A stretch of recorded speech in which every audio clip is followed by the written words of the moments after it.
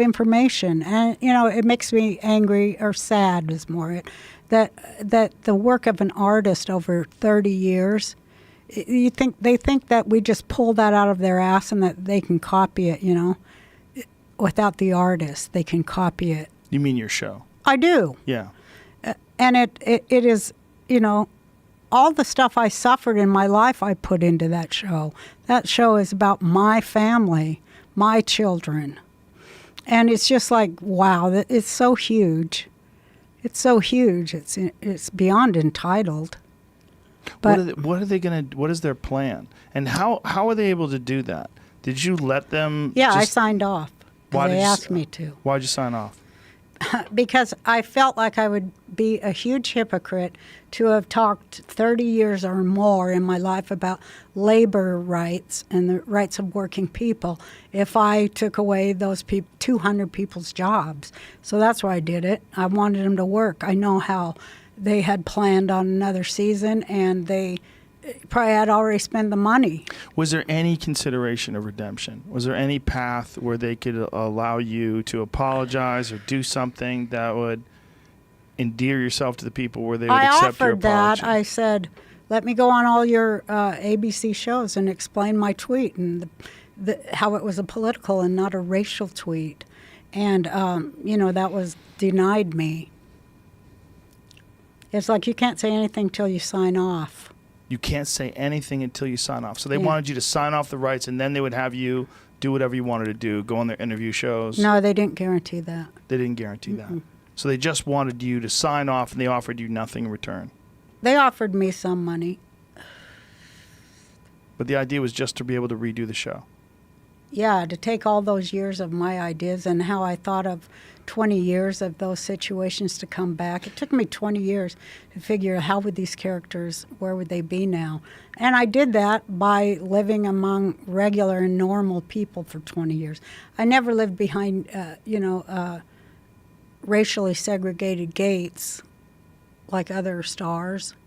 I lived in working people's neighborhoods, and I farm around farmers, and I wasn't going to be that big of a hypocrite. Yeah, so you have a macadamia nut farm. I sure do. It's gorgeous. You should come and see it sometime. I'd love to come see it. I love the Big Island. Isn't it gorgeous? It's amazing. People are dumb there, though, today. You know what I read? Some people. Some lady took a boat full of people too close to the volcano to look at it, and the lava overtook their boat, and thank God none of them were killed. But they got like about 2 feet up on the lava. Oh, Jesus So don't Christ. do that, Hawaiians. Don't do that.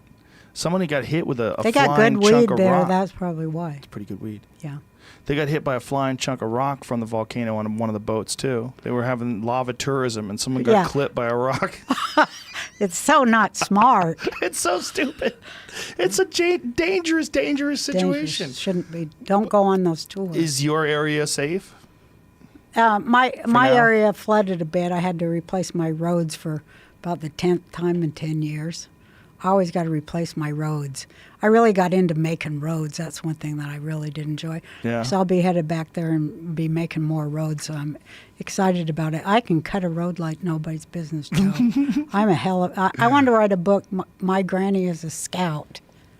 And because I do scout the jungle, and make a road in there. I love the attitude of people that live on the Big Island. It's a very relaxed, laid-back, friendly attitude. They just have all the time in the world. It's a different sort of vibe when you go there. Yeah, everybody helps their neighbors there. They don't, turn them in. Yeah. Well, everybody helps out their neighbors, and their neighbors are like every kind of people you can think of. It's very diverse cultural How'd you wind up living Mecca. out there? Well, I went there because my son Buck, I made him go to the school out there. So then I bought a place right by the school because this kid, he's 23 now, so he probably won't get mad, but he had some severe ADHD there. So I had to do what I did to get him. Now he just graduated from college. He's doing real good. Nice. Yeah. He's my first college grad. All right. ADHD, maybe he's a comic. Yeah, he's so funny. Oh my God, he's so hilarious. Maybe he's a comic just I waiting. think so. Sure, it's in All his my DNA. grandkids are too. They're all Yeah, that waiting. video that you showed me. The other, They're all hilarious. yeah, they seem very funny. What are they going to do to your character on the show? They're gonna. They're Well, going to kill you off? yeah, I think they did. They didn't tell you? Some of my no, they didn't tell me. How but weird is it? Some of my spies told me. How weird is it they're taking you out of Roseanne? They're calling it the Connors. It's all going on without you being there. What does that feel like? It's a mind warp and a mind fuck. You know, so I'm just trying to deal All from with a it. tweet. Yeah, Like, a misunderstood tweet. a misunderstood tweet while you're on Ambien, while you're drunk, dealing I with... wasn't drunk. I only had like 1 or 2 beers. Well, when you have 1 or 2 beers with Ambien, Yeah, I guess you're drunk. you're fucked up. I was. Yeah, I wasn't in. And I smoking wasn't- pot too, right? No, I don't think I'd smoked pot then. Hmm. No, I didn't smoke pot then. I was at my mom's house. I was puffing on the cigs. I went down in the basement. I was hiding down there in the basement because they were surrounding my mom's house, paparazzis and such. And so I was down in the basement, and that's where I always used to go when I was like 13. And I found this stuff and chalk on the walls of the basement there that I remembered right when I was 13. Wow. And then I found an old butt from when I snuck cigs when I was 13. Did you try to smoke it? Oh, hell yeah, it smelled good. No, I'm kidding. But I was hiding down there smoking. And they were knocking on my mom's door, and I was like, oh, my God. So my boyfriend got the door. He's like a big man, you know. He's like, may I help you? You know, that's my man character. And I thought they were going to, you know, say something. And they're like, please tell Roseanne we love her. And, you know, we don't like this and blah, blah.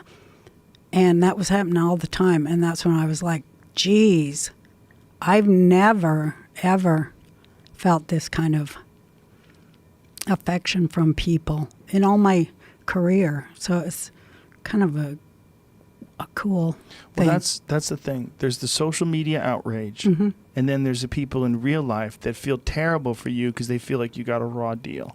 Yeah, they think that there are so many double standards of people who said things on the air. Remember, I just said it to a small population, less than 600,000 people on Twitter. But these people say things on the air, and they are not. Well, I know Joy had to call Pence and apologize. So Yeah, what did Joey Behar say about Pence that was so bad? Something about his Christian faith. Yeah, that they're psychotic or something because they So she called him feel and apologized? Jesus. Yeah, that's what I heard. You know, an apology with your network behind you really works. Like with what's her name that called Ivanka the names. I can't remember. Oh, Samantha Bee? Yeah. Yeah. And her network was behind her, and Yeah. that was far more offensive, and it was on the air. And but when your network is not behind you, you don't really. And they Well, weren't it wasn't not a behind racial me. thing. The thing about No. They didn't want me to tweet. The whole truth is, I told them I wasn't going to tweet, and you know I promised them over and over. And although they never sent it in writing, which was required, but anyway, they called my publicist and unloaded on him all the time. And you know, I should have stayed off Twitter. I did it to myself, and you know, I made a mistake, and the ball kept rolling. But it's just crazy